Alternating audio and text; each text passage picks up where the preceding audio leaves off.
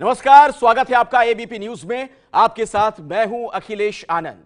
UP के पूर्व CM और समाजवादी पार्टी के अध्यक्ष अखिलेश यादव ने एबीपी न्यूज से एक्सक्लूसिव बातचीत की है।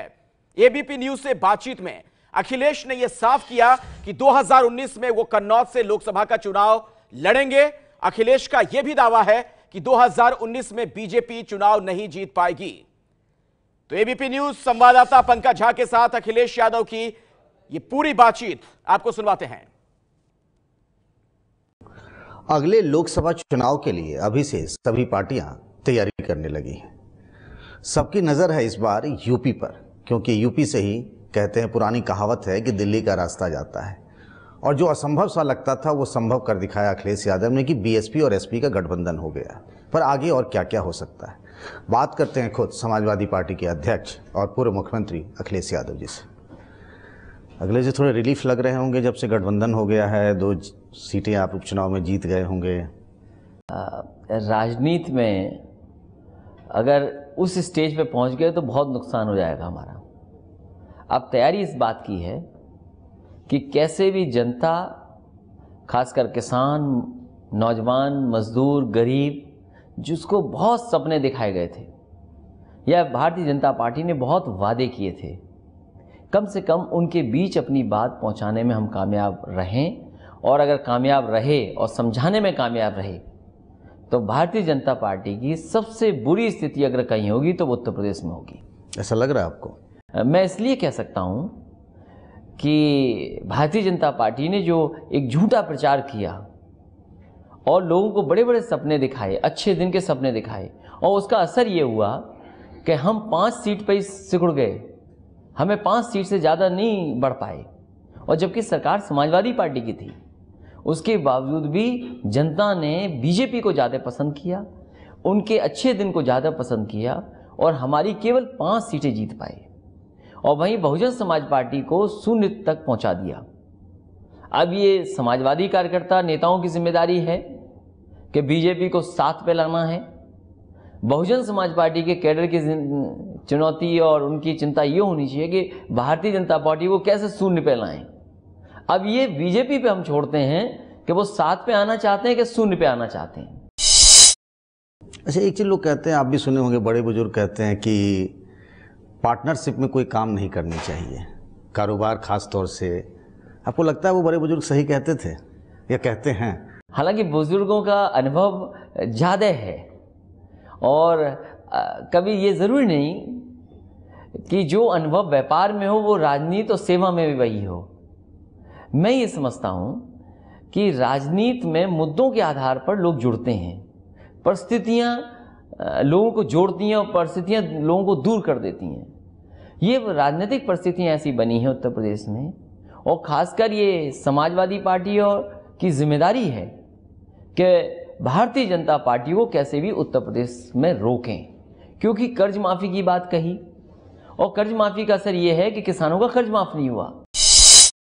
अभी जब मैं आपके ऑफिस से समाजवादी पार्टी के दफ्तर से सामने आ रहा था तो देखा समाजवादी पार्टी के दफ्तर के बाहर मायावती के बहुत सारे होर्डिंग बैनर लगे हुए हैं। कल आपके दफ्तर में, मतलब अभी अंबेडकर साहब की जन्मतिथि पर आपने उनकी मूर्ति भी बना दी। ये सब थोड़ी चीज़ें हैं जो मतलब लोगों ने कभी सोचा नहीं होगा। आपने सोचा था कि कभी ऐसा हो पाएगा? हालांकि जो पुराने लोग हैं वो ये बात जानते होंगे कि एक समय ऐसा था कि डॉक्टर भीमराव अंबेडकर जी और लोहिया जी चाहते थे दोनों मिलकर के देश में काम करें। वो तो मुलायम सिंह यादव और कांसीराम जी भी मिले थे। और नेताजी ने एक वो राजनीतिक परिस्थितियों के तहत एक फैसला लिया था, और दोनों दलों को जोड़ करके, जिस समय माननीय कांशीराम जी थे, मायावती जी थीं, और नेताजी ने मिलकर के उत्तर प्रदेश में एक नया समीकरण बनाया था, और वो समीकरण सफल रहा। शायद वो दिन फिर आ गए लौट के, जैसे कहते हैं ना अंग्रेजी में कि हिस्ट्री रिपीट इटसेल्फ। पर वो समीकरण बहुत कम दिनों तक चला था। हालांकि उस समय भी भारतीय जनता पार्टी थी जिम्मेदार तोड़ने के लिए, और आज भी भारतीय जनता पार्टी की कोशिश होगी कि ये गठबंधन ना चले। तो हम ये कहना चाहते हैं, ये सिद्धांत के आधार पर गठबंधन है। तो आपको ये कैसे लगता है कि बीजेपी तोड़ने की कोशिश कर रही है? क्योंकि बीजेपी का तो प्रयास ये रहेगा, अगर बीजेपी नहीं तोड़ती है तो वो भूल जाए कि अगली सरकार उनकी देश में बनेगी। आप इस बात को लेकर आश्वस्त हैं? मैं जो जनता में रुख देख रहा हूँ, और अभी जो बाई इलेक्शन हुए हैं, जनता में इतनी नाराज़गी थी भारतीय जनता पार्टी के खिलाफ कि वो नाराज़गी वोटों में बदल गई, और उसका परिणाम ये हुआ। ये स्वाभाविक है कि इस राजनीति में अगर आपको विपक्ष में हैं और सरकार को हराना है तो कहीं ना कहीं आपको समीकरण बनाना पड़ेगा। पर ये बीएसपी का और आपका जो साथ है ना, वो कितने दिन होते चलेगा? क्योंकि मैं बिहार का रहने वाला हूँ, बिहार में देखा लालू जी नीतीश जी आए और 2 साल चलते चलते में दोनों अलग हो गए। हम बीजेपी और उन लोगों से सावधान इसलिए हैं क्योंकि बीजेपी जब भी टुकड़ा करती है तो वर्टिकल टुकड़ा करती है, आधा आधा टुकड़े करती है। आपको जो आपने उदाहरण दिया, ठीक उदाहरण दिया। बिहार में नीतीश जी और लालू जी को अलग करने का काम अगर किसी ने किया तो भारतीय जनता पार्टी में, और भारतीय जनता पार्टी के लोगों ने किया। ये अलग बात है कि नीतीश जी का अपना स्वार्थ रहा होगा कुछ, और देखिए कितना अन्याय का सामना करना पड़ रहा है लालू जी को। आप ऐसा कभी नहीं हुआ होगा कि अन्याय के बाद अन्याय, अन्याय के बाद फिर अन्याय। आप तो भी उनसे मिले भी थे, लालू जी से, दिल्ली जाके ममता बनर्जी से मिले, एनसीपी के नेताओं से मिले हैं।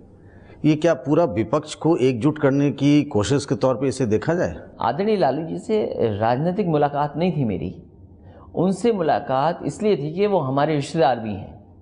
हमारा और उनका परिवार आपस में रिश्तेदार भी है, तो कम से कम उनके स्वास्थ्य के बारे में पूछने, उनसे मिलने इतने दिनों नहीं मिल पाए थे, इसलिए मैं मिलने गया था उनसे। ममता बनर्जी एनसीपी के नेता, दूसरे जो, हालांकि उनसे मेरी बातचीत हुई है, और देश में इधर तमाम दल ये कोशिश कर रहे हैं कि कोई ना कोई फ्रंट बने, कोई ना कोई एक गठबंधन देश में आए जो राजनीतिक दिशा दे। शायद ममता जी उसी प्रयास में कर रही हैं, आपके चंद्रबाबू नायडू जी जो मुख्यमंत्री जी हैं वो भी एक प्रयास कर रहे हैं, तेलंगाना के मुख्यमंत्री जी हैं वो भी एक प्रयास कर रहे हैं, शरद पवार जी भी प्रयास कर रहे हैं। अखिलेश जी, इसमें फ्रंट में कांग्रेस भी है? कांग्रेस ने पहले भी प्रयास किया, और बिना कांग्रेस के शायद गठबंधन बनना या देश की राजनीति में कोई भविष्य तलाशना ही मुश्किल होगा, क्योंकि कांग्रेस को साथ कहीं ना कहीं लेना ही पड़ेगा। इसलिए तो बीजेपी वाले पूछ रहे हैं कि ये सब एक तो हो जाए। नेता कौन है इनका? नेता कई बार चुनाव के बाद तय होता है, और पहले भी जब कभी नेता की तलाश हुई होगी, जनता ने जब फैसला दे दिया उसके बाद नेता भी तय हो गया। पर आमतौर पे होता है ना कि एक चेहरा है, फलाना फलाना, और इनके बीच का मुकाबला होता है। लोग चेहरे की तलाश तो करते हैं अखिलेश, ये तो आप भी मानते हो। कभी कभी एक चेहरे से बड़ा नुकसान होता है, और नुकसान हम लोग देख रहे हैं। यूपी में ही देख लीजिए आप, एक के बाद एक इनकाउंटर कोई जानबूझ के नहीं किया जाता। चेहरे की बात कर रहा हूं। तो यहां भी तो देखिए कितना अच्छा चेहरा है, और अभी तो दलित मित्र हो गए हैं वो हमारे मुख्यमंत्री जी। आप सवाल से बच रहे हैं कि आपके फ्रंट का चेहरा कौन होगा? हमारा जो भी फ्रंट हो या जिस तरह की परिस्थितियां बनेंगी, मैं ये कह सकता हूं चुनाव के बाद जनता तय कर देगी, और कोई ना कोई चेहरा दिखाई देगा जो स्वाभाविक है वो मुकाबला करेगा। क्या राहुल गांधी को आप उस फ्रंट का चेहरा पीएम के तौर पर मानने को तैयार हैं? ये कांग्रेस पार्टी के वो राष्ट्रीय अध्यक्ष हैं, और मैं समझता हूं उनकी कोशिश अपनी है। पर आप तो कह रहे हैं कांग्रेस आपके फ्रंट में रहेगी। कांग्रेस पार्टी से हमारे जैसे संबंध हैं वैसे ही बने रहेंगे। आज हमारे सामने ये है कि हम और बहुजन समाज पार्टी या और दल मिलकर के कैसे भी भारतीय जनता पार्टी को उत्तर प्रदेश में रोकें। ये सबसे बड़ी प्राथमिकता हमारी है उत्तर प्रदेश की राजनीति के लिए। अच्छा अखिलेश जी, अगर आप मुख्यमंत्री होते और कुलदीप सेंगर जैसी कोई घटना हो जाती तो बतौर सीएम आप क्या करते हैं? देखिए, मैं मुख्यमंत्री नहीं हूँ।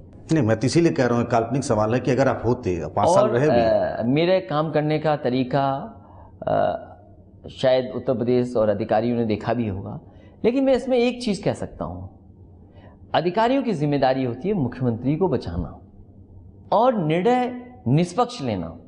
इसीलिए वो आईएएस हैं, इसीलिए वो आईपीएस हैं। लेकिन इन अधिकारियों ने ऐसे निर्णय लिए हैं कि मुख्यमंत्री को भी फंसा दिया और सरकार को भी कितना नीचे उतार दिया। आज पूरे देश की जनता जानती है कि किस तरीके से अधिकारियों ने काम किया। और फिर जिस प्रदेश के होम सेक्रेटरी, डीजीपी ये कहते हो कि माननीय विधायक क्या उनकी जानकारी में नहीं था ऐसा मामला चल रहा है? अब किस पे जनता भरोसा करे, किससे न्याय के लिए जाए? अब तो सीएम योगी आदित्यनाथ जी को बचा रहे हैं लगता है। मैं बचा नहीं रहा हूं उनको, मैं ये कह रहा हूं कि जिस प्रदेश के अधिकारी सरकार को डुबा रहे हों, मुख्यमंत्री को डुबा रहे हों, और या फिर सरकार के कहने पे इतना काम कर रहे हैं कि वो अपनी जो नौकरी है वो भूल गए कि नौकरी किस लिए कर रहे हैं। तो विपक्ष ये कह रहा कि आप जब सीएम थे तो गायत्री प्रजापति के मामले में आपने कोई कार्रवाई नहीं की थी। मैं आपको यकीन दिला सकता हूं कि प्रजापति जी के मामले में मैंने पूरा फैसला लिया और कहीं पूरा निष्पक्ष होकर के काम किया। अच्छा, आप चुनाव तो लड़ेंगे लोकसभा का? स्वाभाविक है, क्योंकि अब मैं एमएलसी तो नहीं बन पा रहा हूं, तो किसी न किसी सदन में तो जाऊंगा, लेकिन ये जरूरी नहीं कि मैं उत्तर प्रदेश छोड़ रहा हूं। कहाँ से लड़ेंगे? लौट करके फिर उत्तर प्रदेश में ही कहाँ से लड़ेंगे, कुछ तय किया है आपने? अभी तय नहीं है, लेकिन पार्टी जहां से कहेगी। और मैं समझता हूं लोहिया जी का क्षेत्र रहा है, कन्नौज, नेताजी वहां से चुने गए हैं। हमारा कई बार सम्मान किया है कन्नौज की जनता ने, और कन्नौज से बेहतर कौन सी लोकसभा हो सकती है जिसने डिम्पल को भी चुन करके भेजा हो। मायावती जी भी लड़ेंगी चुनाव? मैं उनके बारे में नहीं कह सकता हूं, बातचीत तो अब होने लगी है। लेकिन मैं अपने बारे में ये कह सकता हूं। आप क्या चाहेंगे? अगर कन्नौज के वर्कर्स और वहां के नेता और पार्टी चाहेगी तो मैं कन्नौज से ही चुनाव लड़ूंगा, तो देश में बीजेपी रुक जाएगी। दूसरा मैं चाह रहा था कि आपने कहा कि आप कन्नौज से लड़ेंगे, डिम्पल जी नहीं लड़ेंगी, आप कहते रहे, इस बात पे आप अभी भी मान रहे हैं? मैं इसलिए कहता हूं कि मैं चाहता था कि बीजेपी के लोग भी सामने आएं और कहें कि हम परिवारवाद नहीं करेंगे। बीजेपी ये साबित करती है जनता में कि उनकी पार्टी के अंदर परिवारवाद है ही नहीं, वो परिवारवाद पे काम ही नहीं करते हैं, परिवारवाद से टिकट ही नहीं देते हैं, राजनीति में किसी को परिवारवाद से आगे नहीं बढ़ाते हैं। कितना बड़ा झूठ बोलते हैं बीजेपी के लोग। लेकिन जब से मैंने बोला है कि डिम्पल चुनाव नहीं लड़ेंगी, अभी तक बीजेपी का कोई नेता ये नहीं कह रहा कि हमारी पार्टी में भी परिवारवाद हम समाप्त करेंगे। तो मतलब कि आप फैसले पर पुनर्विचार कर सकते हैं? नहीं, मैं ये चाहता हूं कि बीजेपी भी तो कहे, जो सबसे बड़ा डंका पीटती है कि परिवारवाद है। मैं ये कह सकता हूं, हमसे ज्यादा परिवारवाद अगर किसी पार्टी में है तो भारतीय जनता पार्टी में है। हमने पूरी सूची बना ली है कि कौन कौन उनके परिवार के कहां से चुनाव लड़ रहे हैं। अगर उनका परिवार बड़ा है तो परिवारवाद भी उनका सब दलों से ज्यादा बड़ा है।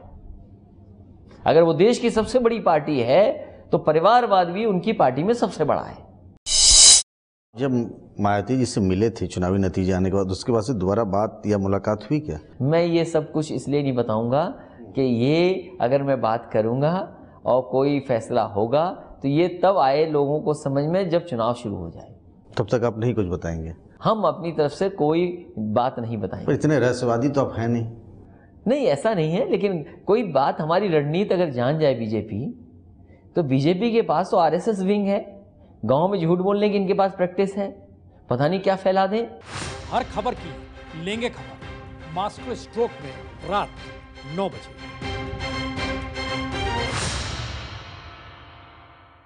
ये है एबीपी न्यूज़, आपको रखे आगे।